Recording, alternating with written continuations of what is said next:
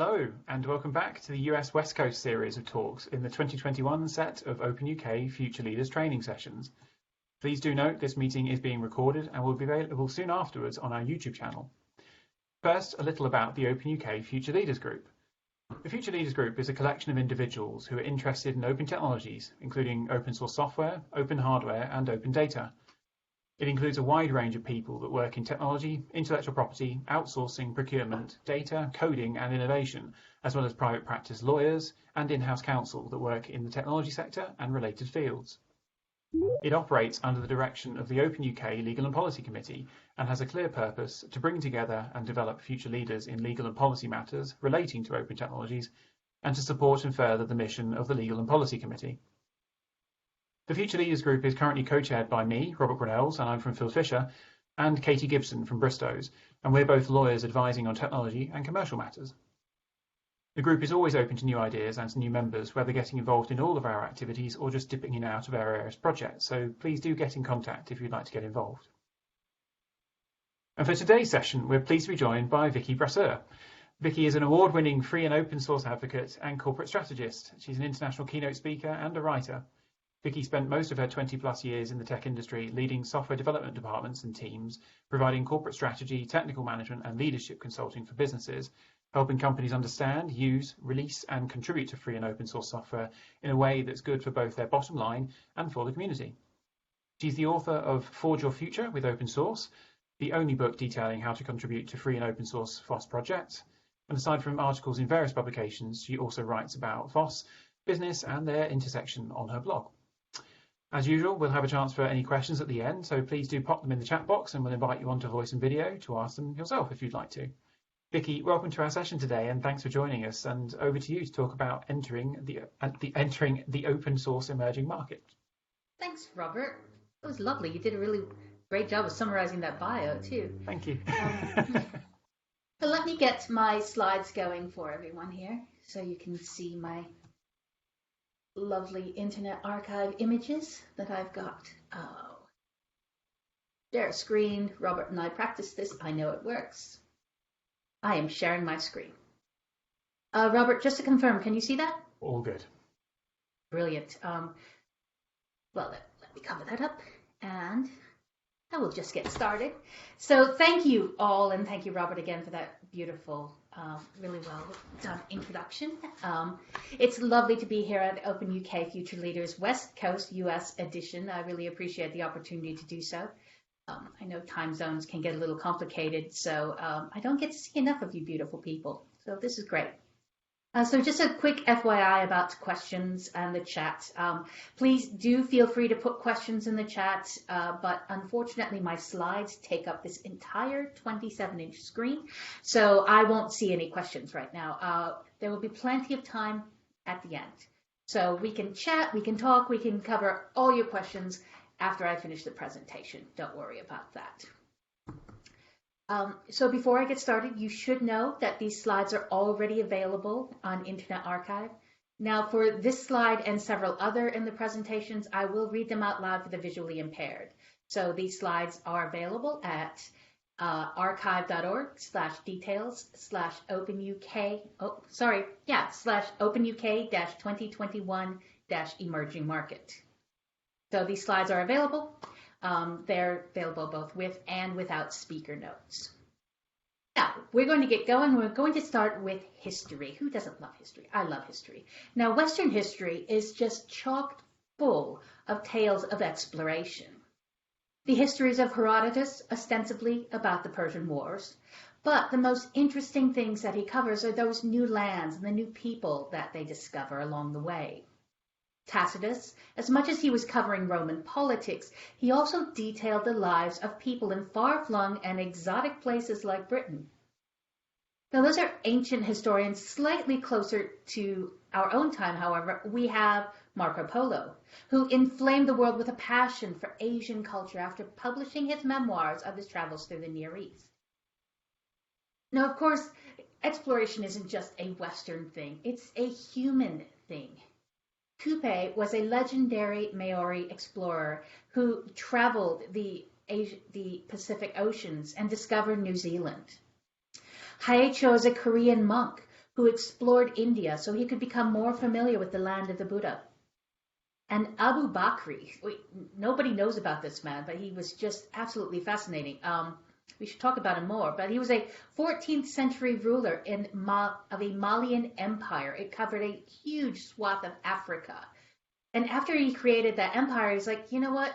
I'm settled. That's boring. I don't want to do that. So he started exploring, and he traveled all over the Atlantic and is said to have gotten as far as Brazil. All cultures throughout history, every single one, they've shared this drive to seek the unknown. Unfortunately, though, as we all know, this exploration usually isn't for altruistic purposes, just to get out there and see things like Abu Bakr did.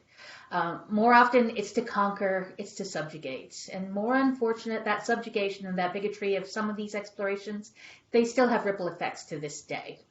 But now we've evolved, haven't we? Yes, of course we have, because now in these modern times, we've given up our ships, our canoes, and our camels, those things that used to take us to exotic lands.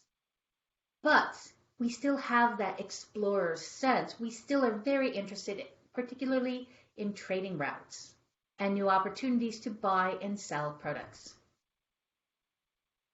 And that brings us to the emerging market. Now, some of you are probably familiar with the concept of emerging market, or you've heard it in one or the other sort of news program. But I will still be defining it here, because that definition has a large bearing on the subject of today's talk, and I want to make sure that we are all on the same page as far as the meaning of emerging market in the context of this specific talk. Now, there is a great deal of literature out there on the subject of emerging markets, and none of it agrees on a definition, which is rather frustrating, frankly. So I started from Wikipedia. The Wikipedia definition is that an emerging market is a country that has some characteristics of a developed market, but does not meet the standards to be a developed market, which I find to be rather lacking as definition goes. It's kind of vague, but aside from that, it's also rather limiting, because a market, if you know anything about business, a market is not a country.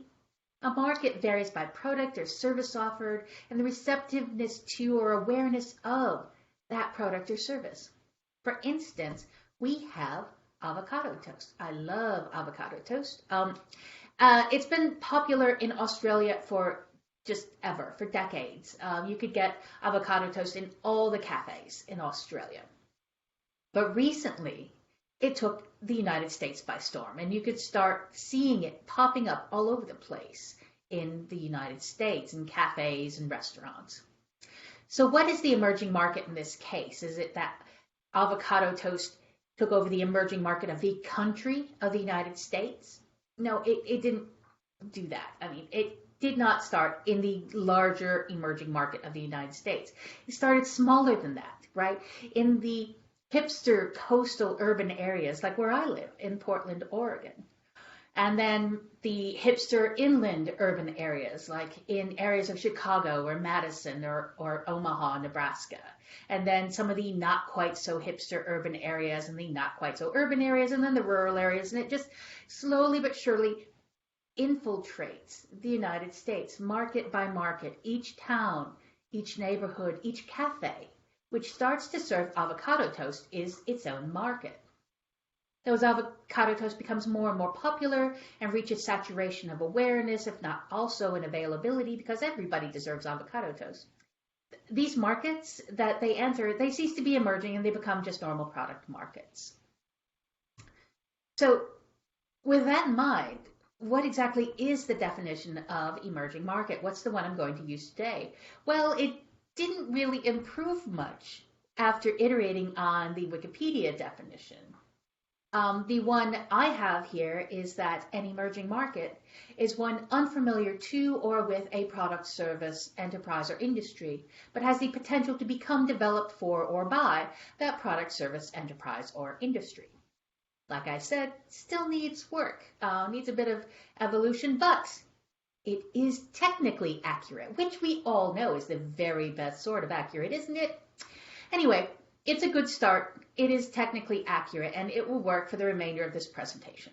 So now that we are all on the same page as far as what an emerging market is, I'm going to take a drink of tea. All right, so we're all on the same page. Now we can start talking more about emerging markets. And first of all, you need to know that it's not always easy to enter an emerging market. Things don't go smoothly when companies do this sometimes, and it can lead to some pretty entertaining anecdotes. I've got a few of them here for you. We may have heard of some of these already. Some of you have, for instance, Coca-Cola fighting the wax tadpole. You may have heard that before. So Coca-Cola was entering China. China was finally opening its doors to outside companies. And that was, by definition, an emerging market. It had never allowed Western companies in before. Coca-Cola, out of the gate, entering there. But they didn't really have their stuff together before they started, and they didn't have things translated well. So what happened is that the Coca-Cola product started showing up in the shelves, and the shopkeepers didn't know what to call it. They couldn't read English, so they kind of translated it themselves, and some of the translations were pretty amusing. And one of them was theoretically, that some of this might be not entirely true, but it makes for a good story.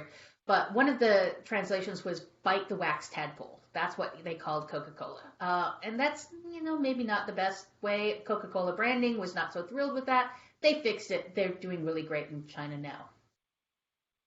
Another example, Coors. It's a beer that we have out here in the United States. You like beer, you might not like Coors because it's not the best beer, but, everybody seems to like it here.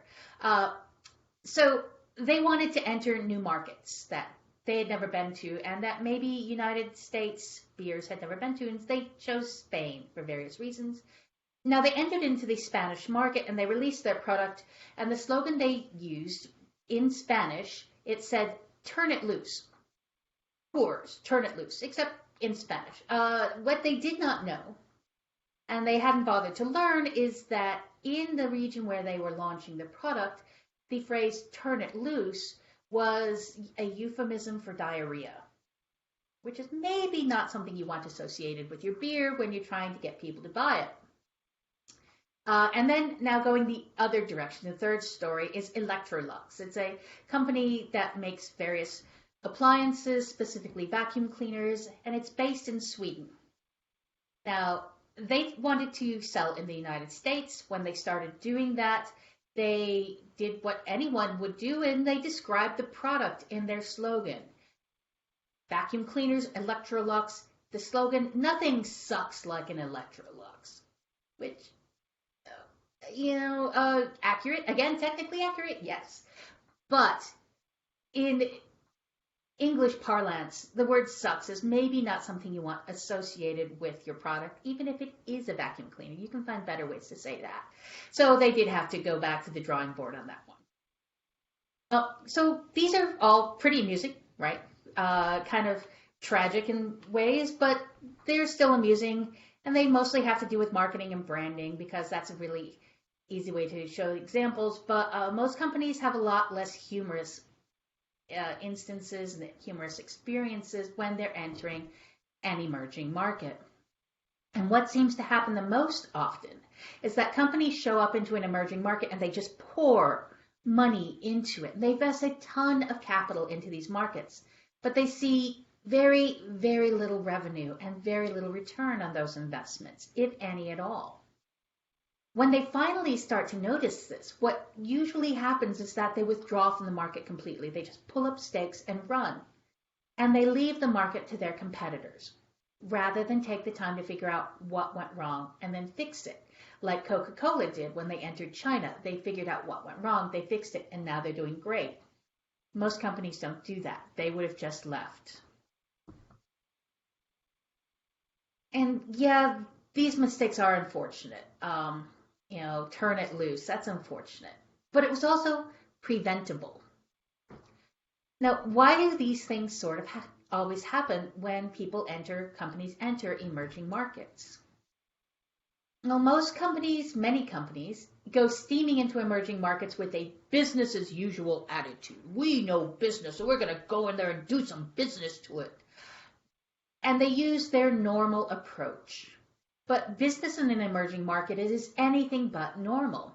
Usual go-to-market strategies don't work. Usual messaging doesn't resonate. Usual language isn't understood. And so you can't use business as usual and just your normal playbook when entering into a new market like that. This business as usual attitude stems directly from a huge lack of research into that new market, or into its culture, or its communication norms, or its language, or pretty much anything having to do with that market.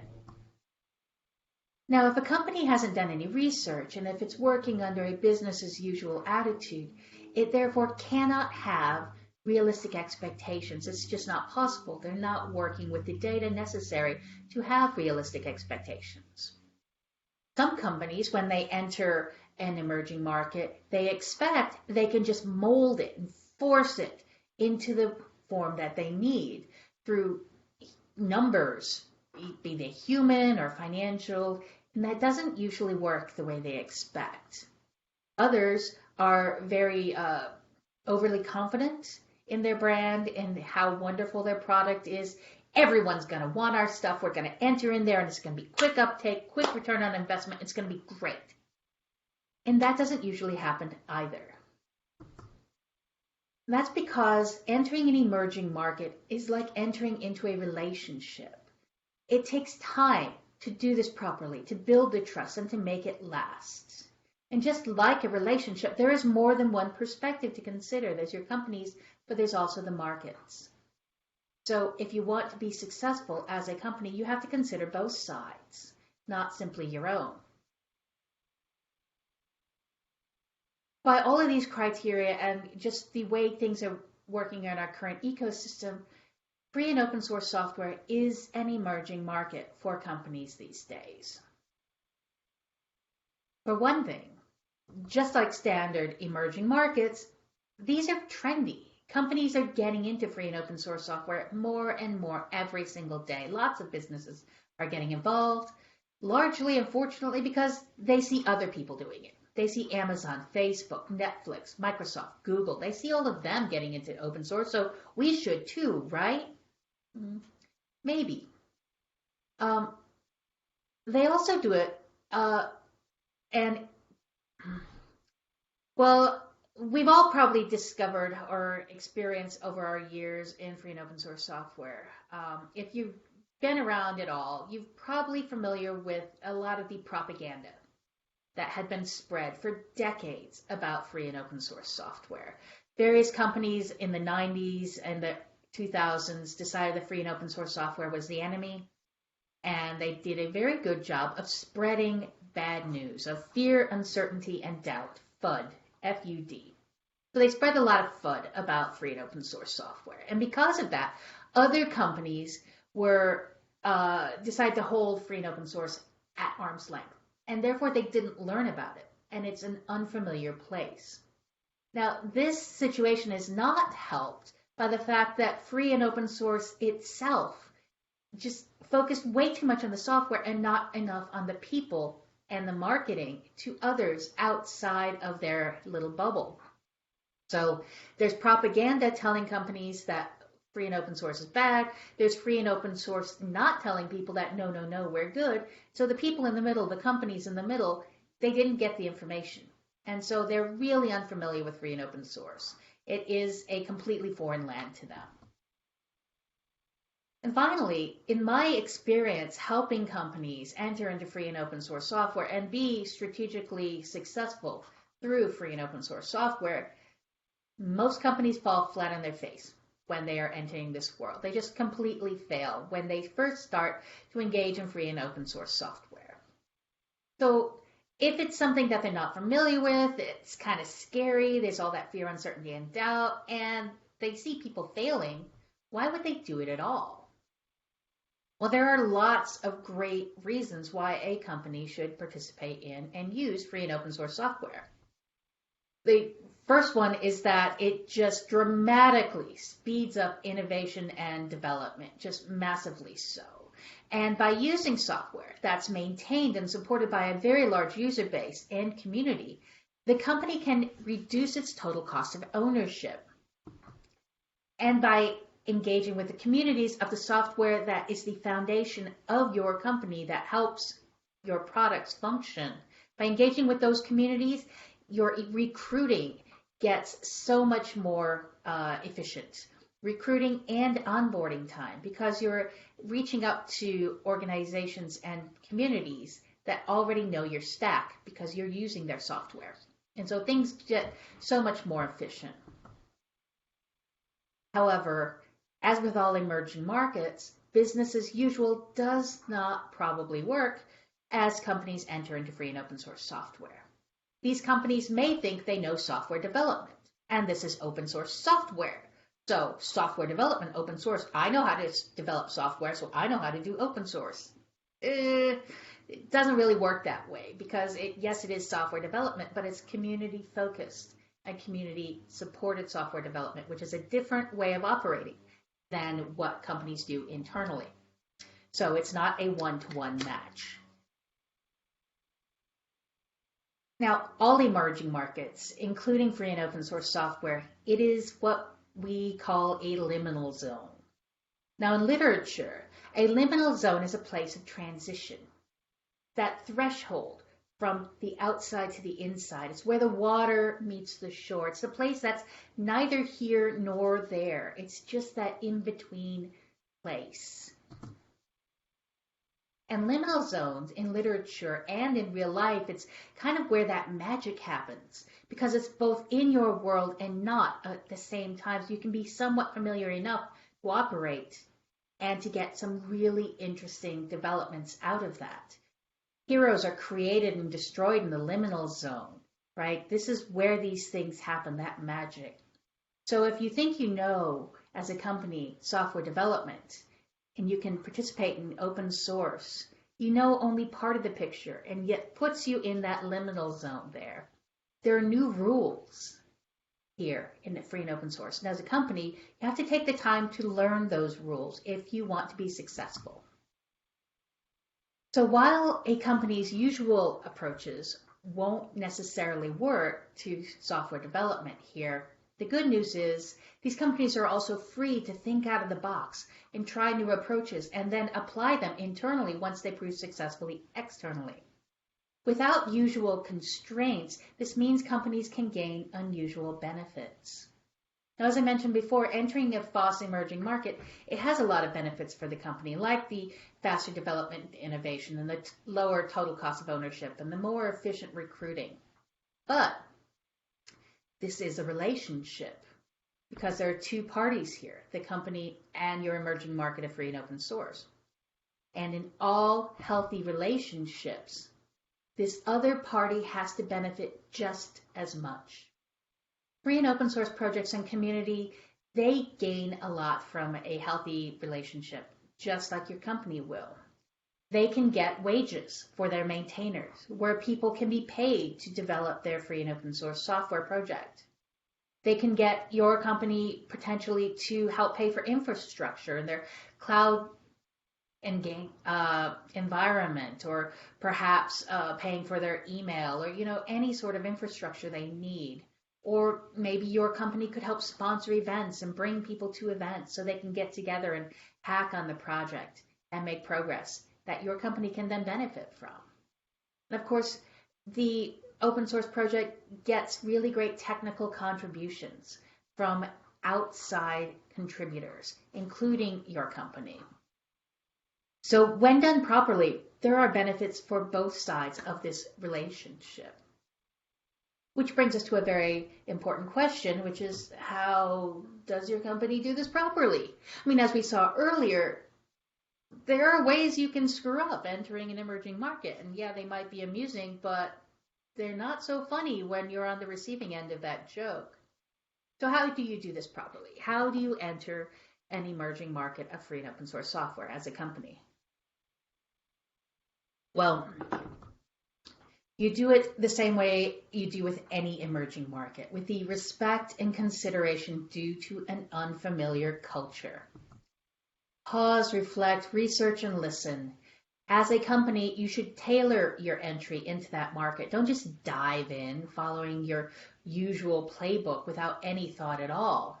Take the time to prepare before getting started with your participation in free and open source software. Now, the first thing that your company should do, and it's also the primary thing I see companies completely ignore, is what are the goals? What are the business goals for participating in free and open source software? Why are you looking to do this at all, frankly? What is your company looking to get out of this relationship? If your company does not know why it is doing this, then it's just following a trend. It's not following a strategy. And that kind of is business malpractice, right? You're spending a lot of money, but you don't know why. If you're going to be making that sort of investment, this is a business investment. Your company should know how it plans to get a return on that investment. And some of that return, it doesn't have to necessarily be immediate money, because you're not selling to your open source project, that community. There are other ways to get returns on your investment, less tangible ways to do that, but you still need to have a plan. So your company must define concrete goals, and then it can use those goals to define what success looks like in engaging with free and open source projects. Because if you don't know what success looks like, you can't spot failure, right? Because you just don't know whether you're on the right path. You're trying to get from A to B, but if you don't know where B is, you're just going to wander around, right?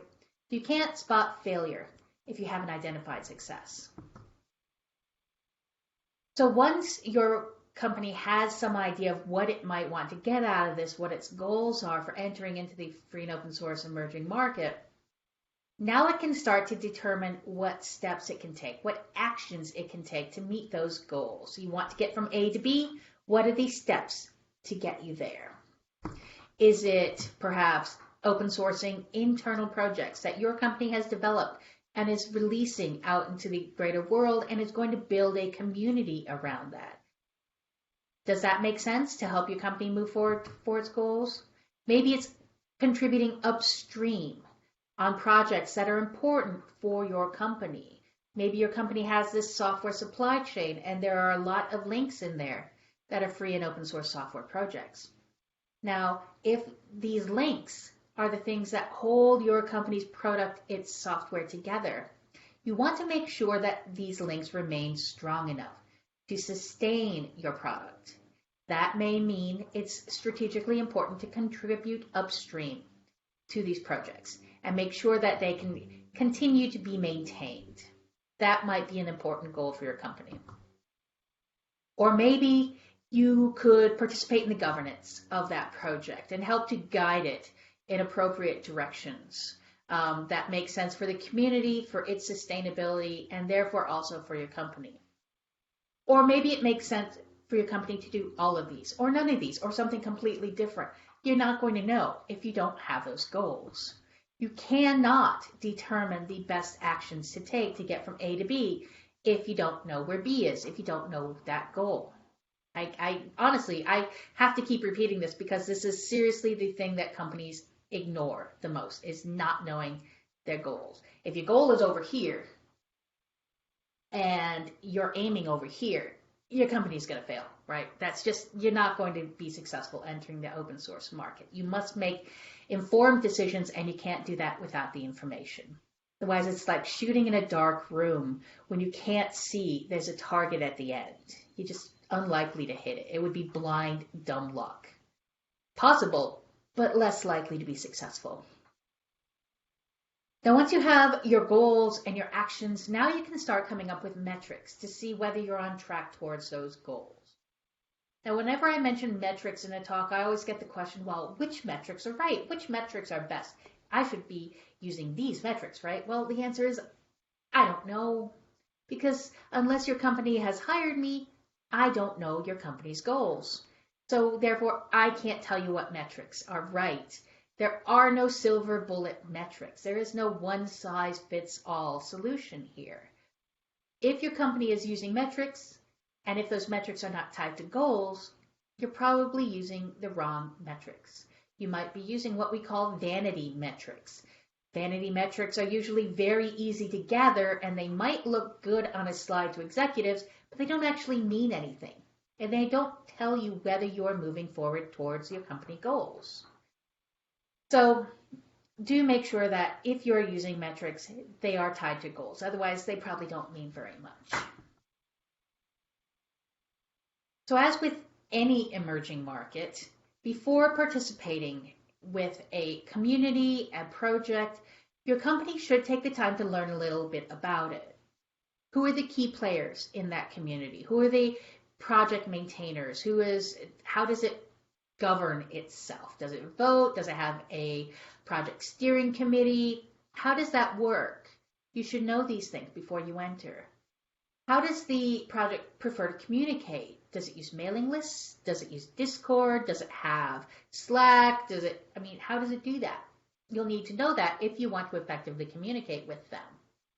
Also, to help you effectively communicate, pay attention to the jargon of that community, because they will all have their own special language, their vocabulary. And if you don't know that, then you are going to be, pulling a Coors and turning it loose. And you just don't want that, right? You want to understand that jargon so you can be understood and you can understand them. Something that can be a little more difficult to find out, but if you can learn it, it's really valuable.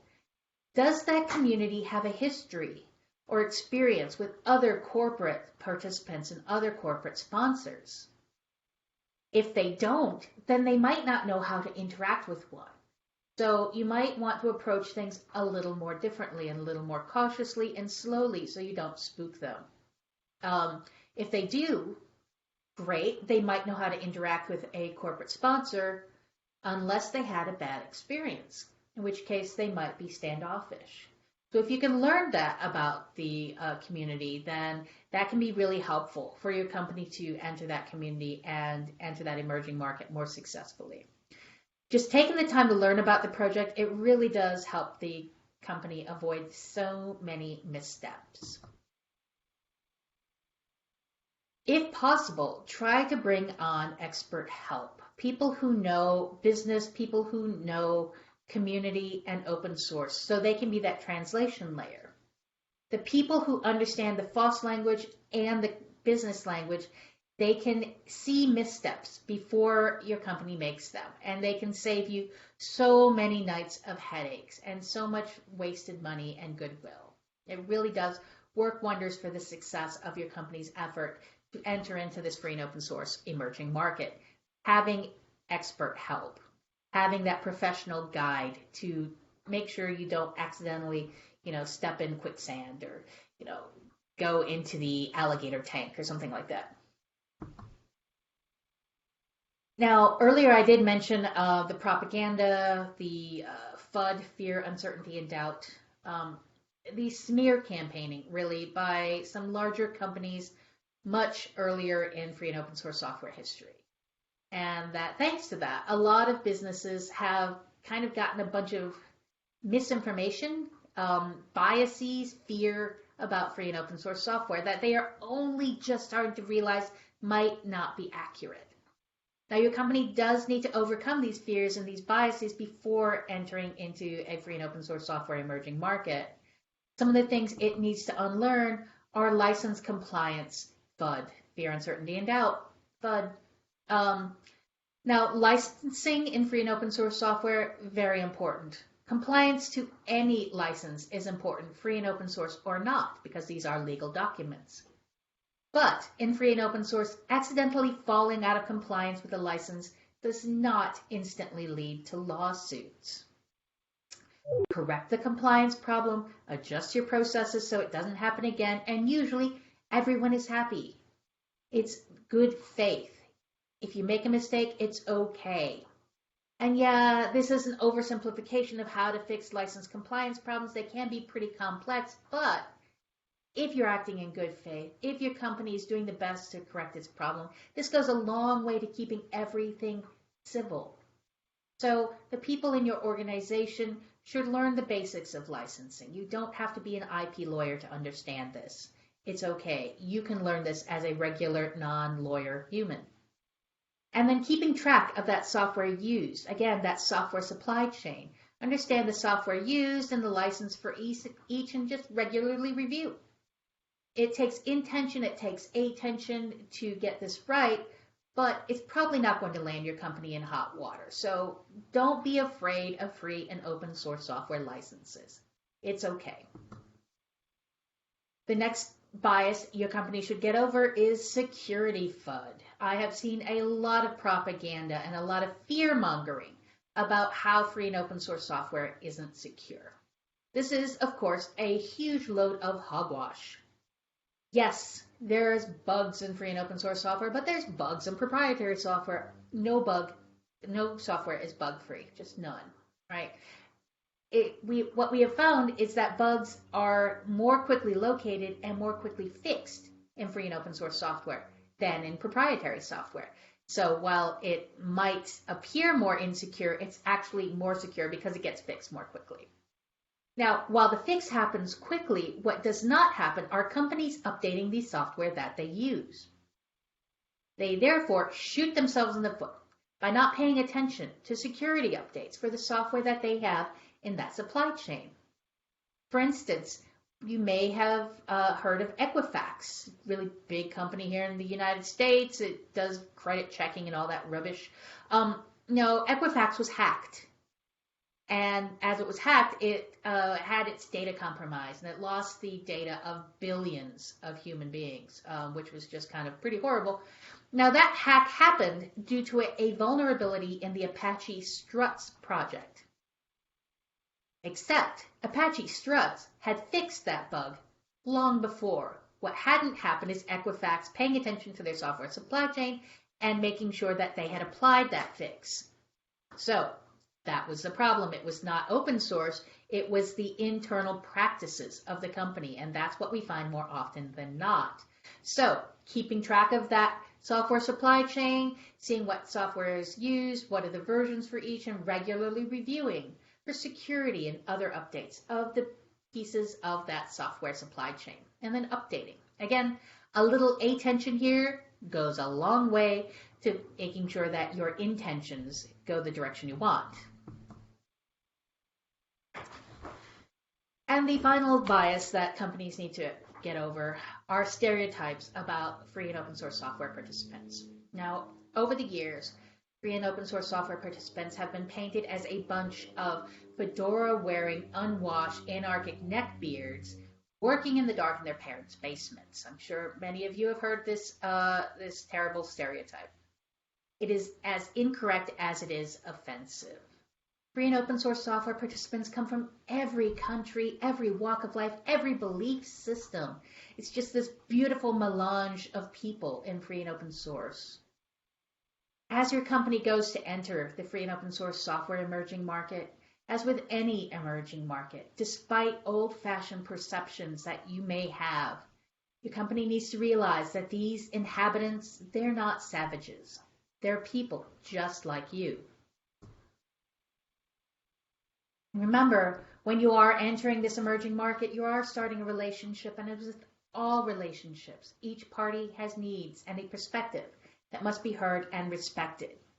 So as you're entering, listen, share, and collaborate. Don't force your perspective on the other party, on the open source community.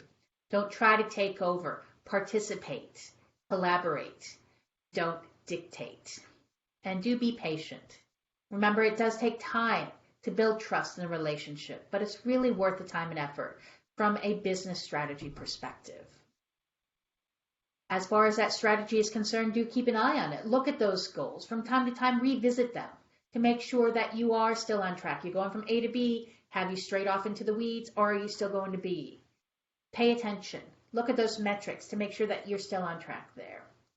Because if you're not on track for your goals, this is your opportunity as soon as possible to find out why. Are you using the wrong steps to get to your goal? Maybe you're participating in the wrong open source projects. Perhaps your company has the wrong goals completely. That's also on the table. You won't know that if you don't take the time to check in regularly and have a look and make sure you're still on track for your goal. It can sometimes be helpful to have a community or program manager for this. Whether this role is required kind of depends a lot on the company's goals, their strategy, but again, it can be super helpful. They can be a boots on the ground translator who are participating and helping to guide the company through these open source, through the open source emerging market. They are this conduit through which both sides can communicate on a day-to-day basis. And as the primary point of contact between your company and free and open source software community, then they are in a brilliant position to track those metrics and make sure your company is on track for those goals, and to raise an alert if your company isn't moving towards those goals, so you can adjust appropriately and get back on track to getting to your goals. Finally, don't simply just learn all this, come up with a strategy, enter this emerging market, and then click that thing's on autopilot. Because the world is constantly changing, it's constantly evolving. If you're going to do this, you must pay attention. Make sure you know what's happening inside your company and in the free and open source software communities with which you're engaging. Adjust your strategies, your tactics, your goals accordingly. Just don't get stuck asleep at the wheel. So thank you all. I am VM Brasseur, corporate strategist, but we're all friends here, so you can call me Vicky. I am also the author of this, Forge Your Future with Open Source, the first and only book about how to contribute to free and open source software projects. It happens to be 50% off right now, and if you want, I can get you that code. I forgot about it until this morning, but my publisher put it on sale. Yay. So again, you can find these slides here in Internet Archive at archive.org/details/openuk-2021-emerging market. You can find me here at Twitter at VM Brasseur. You can find the book Forge Your Future with Open Source at fossforge.com. So thank you so much, OpenUK, for having me and adjusting your schedule to accommodate we poor folks over on the west coast of the United States. So I'm going to swap back over to the chat. Maybe there are some questions and we can get some conversation going. Thanks, Vicky. That was fantastic. It was a really interesting talk. Yes. Any questions that anyone wants to go for? I can see Lorna already straight away, hand up. Go for it.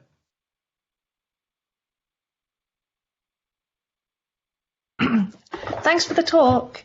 You gave some really good advice, and there's one thing that, although I'm with quite an open source conscious company who publish their own open source projects and also contribute upstream, I'm not sure that the business has understood the importance of contributing in a governance way. Is there a way that you particularly present that strand of the story that I could maybe take back and try and explain more clearly? So in a governance way, you mean participating in the leadership of projects? Yeah, I'm participating more in forums and mailing lists and perhaps doing some of that admin around triaging bugs, or, it is not an upstream code contribution, therefore it's not real. And it really is. And as corporate members, we kind of have the bandwidth for the busy work, or we could arrange to have. But how can I explain the importance of this to my employer? It all comes back to making a business case, which means you have to speak the language that your company will understand. It could, for your company, for pretty much anyone, right? If you want to persuade them for something, you have to understand what buttons to push, and everybody's got their own buttons. I call this ethical manipulation. Because it is something that you can use the power for evil, and you should not, never do that. But you need to know what buttons to push, what buttons are important, and what things will influence them. It could be they just don't simply understand that this is something that happens in open source as well. that this is something that is required and takes a great deal of time. So you maybe show them by example, right? Come up with stats internally. This is how much time it takes us internally to triage bugs. Look, we have staff who do this. Look, we have staff who do QA. Look, we have staff who do technical writing. Here's the same amount of stuff that has to happen in open source. Here's this project that's really important to us. Or speak with some of your developers who are trying to use critical open source. How much longer do you think it took you to use this project because somebody was not there to triage? That because somebody was not there to write the documentation, right? And come up with something slightly better than anecdata, right? Don't necessarily work from your gut feelings. Give them data to work with. And it can involve a fair bit of interviewing and gathering of information, but you are trying to make a business case, and that's what you have to do, is to develop all of this information in that way. Also can help to talk to the project and ask the project, what do you need? What are your bottlenecks? And gather that data as well. And then you can go to the company and say, yeah, we're giving them bug fixes, but here's where they say they're actually getting tied up. How can we help with that? And rather than, necessarily saying, here is the way we are going to help, let the people higher up think it was their idea. Come up with a way to do that, and then they're more likely to support it. Luckily, we have 4 tech founders, so we share some language. Yeah. That helps. Thank you. Amanda, I presume you might have a question as you've come up on screen. Yes, go for it. Sorry, yeah, I've got chainsaws in the background again. Vicky, when would you say you've seen circumstances where a company shouldn't engage with open source? I've seen companies that are just not prepared to do it yet. They don't have their own internal ducks in a row. They don't have their own corporate strategy figured out yet. And they often will try to get into open source because it's trendy at that point. Everyone else is doing it. We're going to do it for marketing, right? We're going to get it for user acquisition. We're going to get it for, but they're not prepared to do anything with that, right? They might get more users by participating in open source. They might get more recruiting leads by participating in open source. They might get more market buzz by participating in open source, but they can't capitalize on it. And so what they end up doing is burning a lot of goodwill with the free and open source software communities and just looking like big schmucks, frankly, and big jerk faces. And that's no good. So it does make sense to, yeah, these things are good, better marketing, better user acquisition, things like that. These are good, but if you're not prepared to deal with it, then they actually become problems. And, nice problems to have are still problems that you need to handle. So make sure your company's prepared to do this. Make sure it has some sense of what it's getting into. Otherwise, you're just going to burn all of that goodwill. It's interesting. And the focus mainly today has been on companies who are not open source technology companies, but business adopting open source in their good practice generally, right? What we actually see a lot of right now are companies that have been using open source for a long time and finally cottoning on to this fact. It's like, oh, wait, what do you mean my developers have been using open source? Wait, maybe I can get some benefit out of that.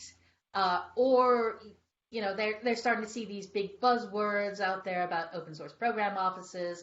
Well, I'm a bank, and that bank has an open source program office, so I should obviously have an open source program office, right?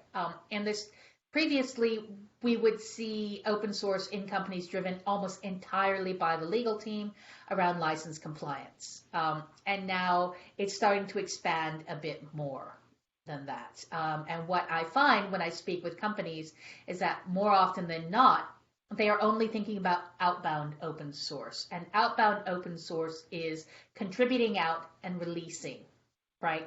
That's outbound. And almost 100% of the companies I've spoken with over the past year have not thought one whit about inbound open source, the stuff that we are using. And that I have found to be very, very interesting, because in other venues, I spend a lot of time speaking with people about compliance and security.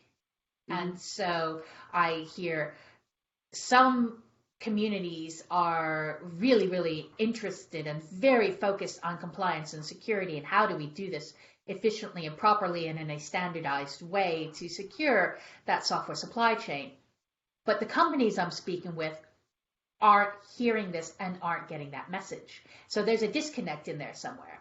And that's what I'm finding very, very interesting right now, is how do we get all of these people together? And I think there's a fair bit of marketing that has to be done there, and raising of awareness to try to get companies. Interesting. I'm thinking as you're speaking, we're about to launch our survey on Monday, focused on business.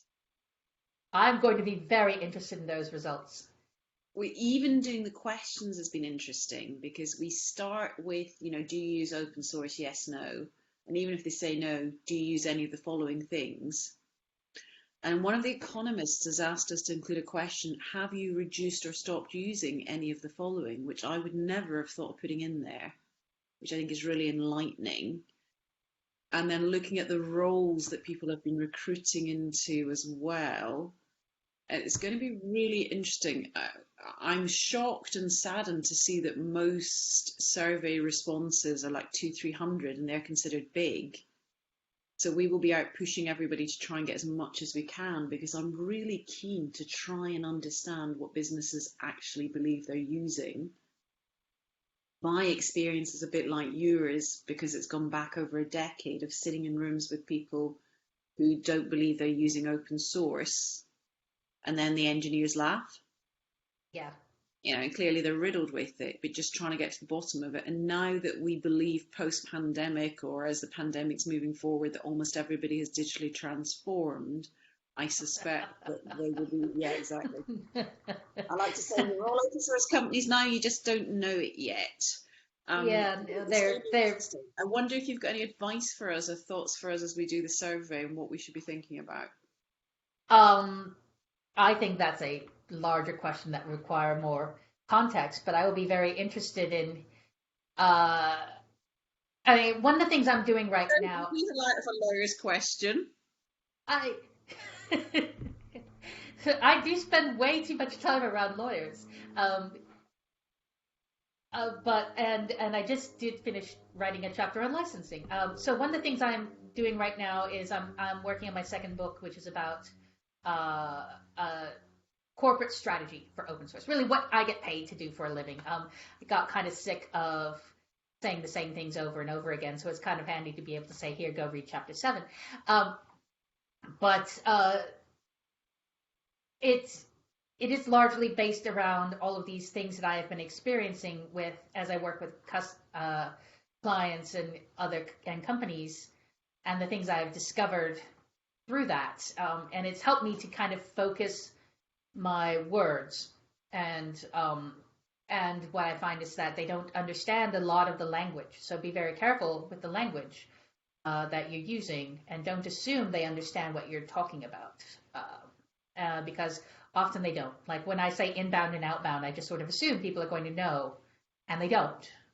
To me, it just makes sense, right? Or upstream, downstream, what even is that? And so I would be very careful with language. But I will love to see the results. Is it only for companies in the UK? Okay. Yeah. That'll be really informative. Right, it will be, and I'm hoping that we will see other organisations. It'll all be Creative Commons, so I'm hoping other people will just take it and reuse it and spread the love around other countries as well, and see if we can get some comparators going. There will be a lot of work on the back of it around the economics too, because once we understand what people are using, if we can draw enough evidence, then we can look at what value Open generates for them. So exactly. Yeah, a very different approach. Yeah, I think that's going to be a very valuable tool for people in my line of work. So I'm going to be selfish and say, yes, please do this for me. I can't wait to see the results. Of course, it'll be months before the results come out because these things take a fair bit of time. No, it won't. It will be out on the 7th of July. Oh, Come wow. hell or high water. They will be All right. out at a drinks party at 5 p.m. on the 7th of July. Do a quick little bunny. Well, I could speak to you for hours, and I often do, so I'm going to stop. Otherwise, I'm going to keep everybody back from finishing their working day. But thank you. I don't know if anybody else has got questions. Thank you, Vicky. Yeah, any other questions? I don't think there's any others that have come in on the chat. No, nothing on the chat either. Oh, hang on one. Nope. There we go. Straight away. I have to watch the recording. I cannot make it today. That's a shame. Well, at least, yes, the recording will be available on YouTube, hopefully straight afterwards. And also, Vicky's given us links to the archive.org website, which will have the slides and things. So, yeah, so it just leaves it to me then to say thank you so much today for your talk, Vicky. It was really, really fantastic. Next week, we'll be joined by Richard Fontana, who's Senior Commercial Counsel at Red Hat. And he'll be talking about the AGPL, network copyleft, and the cloud. So please do go and sign up for that now. The link is on the Open UK events page. And thank you to everyone for joining. Bye. Thank you so much for having me. This has been wonderful.